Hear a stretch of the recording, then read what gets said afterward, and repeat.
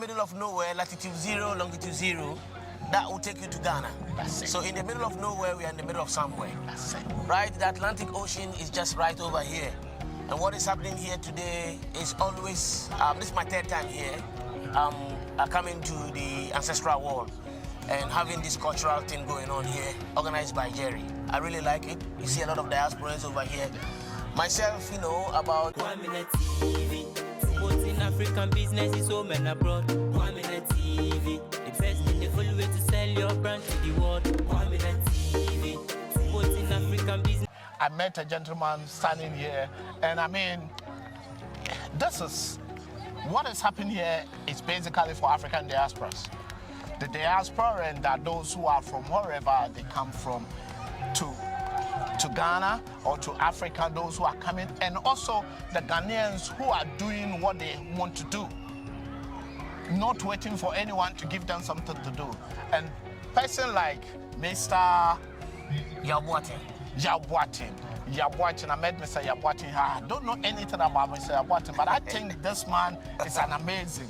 The little that I heard, so I want him to tell you what he does. Mister, yeah, I give you the platform. Okay, thank you very much. Thank viewers. We are in the middle of nowhere, latitude 0, longitude 0. That will take you to Ghana. That's it. So in the middle of nowhere, we are in the middle of somewhere. That's it. Right? The Atlantic Ocean is just right over here. And what is happening here today is always, this is my third time here, coming to the Ancestral Wall and having this cultural thing going on here, organized by Jerry. I really like it. You see a lot of diasporans over here. Myself, you know, about maybe 14, 15 years ago, I took myself out of Ghana and I went to live somewhere at the end of the world. I used to live in New Zealand and then I moved back to Ghana. Wow. Yes, so that's where I used to live. But what I do in Ghana, I'm in sustainable architecture. That is, I'm a builder, inventor, innovator. That's what I do. I use wood to build almost anything you can think about. And I work with waste wood. I am a zero waste man. I can give life to anything that you think is dead. I give life to it. So I pick up a waste wood and I give it life.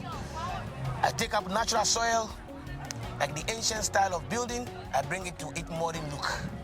Wow. That is what I do. So I am in Ghana now, trying to change the narrative of Africa to make sure that our youth can learn something different. So I have a workshop based around Oyibi, and myself, I work Ghana-wide. So depending on where anybody wants me to do something for them, I come there and I do it. So that is what I do. But aside that, I was involved with music for 14 years in overseas. Okay, in So New Zealand? In New Zealand. So I study all the disciplines of the traditional music. So I play all the drums from, you know, the Ashanti drums, the Ewe drums, almost all West African percussion. The Adwa Yes. and the Yes. Agbaja, Kadodo, you know, so all that Achiagbeko, all that, the northern ones. Yeah. I'm well vested in it, playing it, and knows about the tradition that goes with it. Okay. So I am a creative giant, walking around, making sure that I can also leave some footprints and change the life Legacy. of Africa and live and make Africa great again. Great again. Yeah. Make it great again. Tell me a bit about your inventor another one? You said Builder, innovator, inventor. Yeah. Tell me much about it, because if you talk about anything about building, it's every Ghanaian's dream or every diasporan's dream to have a property in Africa, mostly in Ghana. And I think the way you are talking about, you can even move African-wide to do what you are doing. So tell us a bit, explain it a bit for the audience to understand it well. Yeah. You see, we are in the times where everything that you've seen around us, the wheel, once upon a time, was already invented. And what we need to do is to add value to it. So innovation comes with that. So you are looking at something that already exists in another person's world, that you love it so much. But when you come around yourself, you feel like you don't have it, but you also have it. It's just that you have not been able to transform yours to add value to it. So in my world, that's what I do. So you look around here. So let's take beautiful wooden houses. Africa has been given abundance of wood. But how many wooden houses do you see? We don't even have. Yes. Yeah. So wood technology is not here. That's true. So people live in villages with trees and timber around them, but they can't build common house. You get what I mean? They live sometimes under the tree. Yes. You see? Schools like this, for example. Yes. So what I bring the innovation on board. I try to walk into a space and then now teach the people how to use the tree around them to build a house. And not to only just build a house, but a house that can match and can fit into the modern architecture, that you can appreciate it. You get what I mean? Yeah. So that's what I do. Then the same thing. You walk into a smaller village and then you see so many buildings that they call Atakwame buildings. Yeah, Atakwame buildings. Yeah, Okay? Yeah. And the old ones. Yeah, the old ones. So you look at it, it doesn't look good, right? But nature has already given you the soil and you've done something with it. In these modern times, what we need to do is to ask ourselves, how do we upgrade? How do we take the Atakwame building to the next level? So that is what I bring on board. So I study nature and I realize that this nature value can be added to it to make us feel comfortable within our environment. So I come up with a technology and I say, this is what I can build for you. So I do a construction that you can come and see, beautiful home over there, which is not, all concrete cement composed, but using your own things around your environment to do that. The mud. Yes. So you don't need people to have so much money to be able to acquire a home. It is just looking around yourself and using your resources very well. So that is what innovation brings. That is the inventive mind that I am looking at this. I have a problem and this is the solution. So when we are able to bring the solution on board, then that means that your problem is gone. For Africa has a lot of problem, not much solution. So in the field of sustainable architecture, that is where I have solutions. So I walk into space. You think of anything that you want to have, that you see somewhere and you think, oh, this can never be in Africa. That is the sort of spirit I work with, that I'm saying that we can have it over here. And I can stand there and I can come up with ideas and build it right there. So you say where you are? I live in East Legon, but my workshop is in Oyibi, before you get to Dodowa. I think we need to come today. Yes. We need to come to the place to see what exactly you are doing there. I have done so many projects around town. Okay. One of the popular places is called the Ark. So It has flashed me somewhere. So I build. It's a restaurant that has been built like in the form of a ship. Okay. Yes, and it's called the Ark. Where is it? In the area? It is in Asalibutwe. Oh yes. School Junction. Okay, School Junction. School Junction. You pass it, go into to Medina on the right hand side. So you can go in there. Maybe we can have a meeting in there. Yeah. Then you can see where the brain is. Yeah. So as I said, Nana, your name again? Yabuatin is my name, Yabuatin. but I'm popularly known as Zozo. Z-O-H-Z-O-H. Zebra on highway, Zozo. zebra on highway. I'm here with Yabuatin Zozo.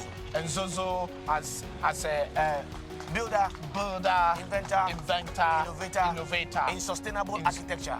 You see, I don't even know all. He will tell you all, and he has told us all. So we will be going to his place. Then have a proper sitting down interview for him to explain exactly and how he came up with ideas. I'm telling you, because it's not ordinary. You need to have a certain spirit to go into that, because people from here, I always say that Africans are creative. It's just like, as he said, we don't know what to do. Yeah, people don't know what to do. We don't know what to do. Yeah, the thing is, we've been consumed too much with the Western ideas, Western world and Western philosophies. That's it. So what we need to do is to migrate the brain back to the roots and ask ourselves, what did the Creator give us and how can we use that in our own advantage? That's all we need. We have everything over here. Africa is the heaven. There's not going to be any heaven anywhere. If anybody tells you there's going to be any heaven anywhere, it's a lie. This is the heaven. The heaven on earth. It is we who haven't identified that this is heaven, and we are looking for somewhere to go. But if you identify this is the heaven, then you can make this place a better place to live. Whilst the Chinese has located that here is heaven, the Western world has located that here is heaven. That is why they want to wipe us and come here. Anywhere Africans, blacks put their food, becomes heaven. So that is it. So we have everything over here, but we need teachers, we need thinkers And creative think tanks to be able to impact our people with certain knowledge to move forward. It is not all about money, but if you have the wisdom and the knowledge, you can change things just like that. But it's because we don't have it, we are constantly looking everywhere, but everything is around us. So that is what some of us carry around. We carry the spirit of positivity, the spirit of progression, making sure that Africa will be great again. And the spirit of entrepreneurship. The spirit of entrepreneurship, the spirit of creativity, the spirit of innovation. So guys, tell me about you, if you have opportunity of being one of the African president or ruling Africa, let me say the whole Africa, what do you want to change, or what can you change in Africa for us to become one? I tell you, man, if I am given the chance to be president in Ghana, or president or a king in Africa here, I'll first change the political system. I'll change the political system. And why? The political system that has been given to us is not a system that is coded with our DNA, and it is not working. Okay? When I say it is not coded with our DNA, we have been sold something they call democracy. Yes. And almost all African countries have bought into it. But Africa is still standing where it is, and Africa is falling down every day. Because the system of governance that they've given us is a Western philosophy system which does not vibe with our DNA. So in practice, we don't know what we are doing. We need to revisit a system that has worked for us. So we have to revisit monarchy.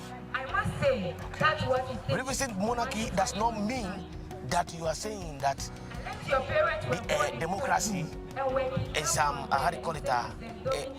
What I'm trying to say is democracy is not good for us. For Africans. It's not good for Africans. It's not our type of. It's not type of governance. Yes. If you look at from the times of the ancient rule from Kemet Yeah. up to where we are, we had kings and we had queens, and there was a system that our people laid down to govern us. You get what I mean? Yeah. So because of that, what we are doing now, we don't know what we are doing, because the lay down principles that have been given to us is been given to us by somebody. That's true. And we don't know what to do. You get what I mean? That is the first thing. Changing the political system to suit the atmosphere, to suit the climate of Africans, that Africans can actually now use their own philosophies to rule. If you go to China, China is a Chinese-based country with Chinese philosophy. That's true. You get what I mean? Yeah. Almost every nation has their own way. If you go to the Middle East, it's the same thing. The same thing. So how come all Africans want to be more Catholic than the Pope? As we are building Catholic. So that is the thing. So political system needs to change. Okay. We need to critically look into our education. First. I will change a lot. What we have now is miseducation. We were ready for them. What we have now is miseducation. That is not education. We don't have education now. We have miseducation. So our education needs to be tailored to suit the Africans. We are here, we study about other countries everywhere, but we don't study about ourselves. Africa. That's true. So how do you progress as a nation when you don't learn about yourself? That's true. If you don't learn about yourself, you can't progress. That's true. Our focus is learning about other people. That is what our education gives us. Our education has given us more, has produced more bureaucrats than technocrats. When I say bureaucrat, you understand me? Yeah. We produce, sociologists, blah, blah, blah, da. Things that we don't need in Africa. But we don't produce technocrats. So the education they've given to us now does not suit us. We need an education that will produce technocrats to build Africa. We need a technical manpower to build Africa. And the education we have at hand now is not education to propel Africa to the next level. It is the education that will keep us. It's like a dog chasing its own tail in a round circle. Not only his shadow. Yes. Yeah. That is it. We change it. Now, in this world, ever since the world has been created, it has been in symbiotic relationship. That is physical world and spiritual world. They build in a symbiotic relationship always. And every nation is in that symbiotic relationship. So you take the Arab world, they are in a symbiotic relationship with their religion, which is Islamic. Yes. You take the Western world, they are in relationship with their Christian doctrines. You go to the Asiatic bloc, they are in symbiotic relationship with their Buddhist world. You come to Africa, we are not in relationship with our spirituality. No. Our spirituality is gone. And that is the next phase. If I become president, that's the phase to change. Where we don't need another image which does not look like us for us to be worshipped. By Jesus. Yes. So everywhere in Africa, the image does not look like us. But if the Bible says that God created man in his own image, how come the African does not look like the image? Jesus. Yeah, that's true. Yes. You get what I mean? Yeah, I get what so you mean. we are not in symbiotic relationship with our spirituality, and that is another problem we have. So Africans have an identity crisis, and that identity crisis must be in check. If you can't love yourself, you can't do anything better. That is true. Because inferiority complex will cripple your mind. Anybody you see is superior. And it's true, inferiority complex has crippled African mind. Thank you. And more than all the African diasporas, all the African descendants. Thank you. These are the phases I will go. Another focus is to change the focus, where agriculture becomes the backbone of Africa, where we eat what we produce. So we don't depend. Operation Feed Yourself. So we don't depend on what? Taking food from overseas every day. See, nature is not a food. Anything on your land is meant for you. That is why it's on your land.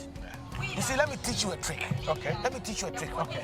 One trick to be healthy is to stay in tune with seasons, with the season. So every season, it has a fruit that comes, right? That's true. Yes. We have mango season. Thank you. Season that we got mangoes. Thank like you. Christmas time, you get a lot of mango. Thank you. So we have a time that we got corn. Yeah. We have time that we get guava. Yeah. We have time. Yeah. So when the season comes, eat that food. That is what your body requires. That's what nature wants to tell you. That's it. When the time comes, when mango comes, nature is trying to tell you that your body is going to be deficient in some nutrients. So what you need now is mango. And that is a Christmas time. That is when the time we climb the mango trees. Yes. And if you are climbing in someone's house, it will chase you. Yeah. Remember those days? I remember those days. So you need certain things in your body. So every nation, the land that you have been given, the food on it is what you need to consume. So we as Africans, we are not producing enough to feed our people. I say 365 days, rainfall and sunshine, our people are going hungry. Yeah. Tea, cocoa, coffee in abundance, our people are still going hungry. Cassava, yam, banana, it grows everywhere. Even maize can germinate on concrete. Our people still going hungry. Rivers flowing from everywhere, from north, south, east and west. Plenty of fish in Congo River. Our people are still going hungry. 365 days. Africa must move forward. It's after 400 years we must move forward. I say something. From 1471, that was what the Portuguese ship landed in Africa. To 1957 of independence. It's 486 years that Europeans stayed on our land. If this place was not heaven, what human being will stay? Can they even stay here? Thank you very much. Thank you, Yabua, thank you. We'll go again and sit down, have a proper meeting, and also see what he has invented and built all over Accra and beyond. Yeah. And from there, you yourself will decide if you are coming down here and if you want to live like the way you live in America. Let's say most of American houses are built with wood. Yeah. And if you have abundance of wood here, come here and build the same thing in Africa, which here is heaven, which you don't even have. Or if you want to build in the local way, the mud one, which if you build that one, you don't need air conditioning. No, you don't need air conditioning. It's energy efficient. It's energy It's energy efficient. efficient. All we want to do is to add value to it so that it fits into modern architecture. So that when you look at it, it looks also beautiful. When you walk in Dubai, you want to walk in Africa, but nature in Africa must look beautiful in Dubai. Yeah. Keep watching Kwaminat TV, like, subscribe, and say thank you. Thank you. And your nickname again, Zohzoh. Thank you, Zohzoh. I love talking to you, and I will talk to you again. Okay. It's nice and it's a blessing day that we met at Ancestral War today.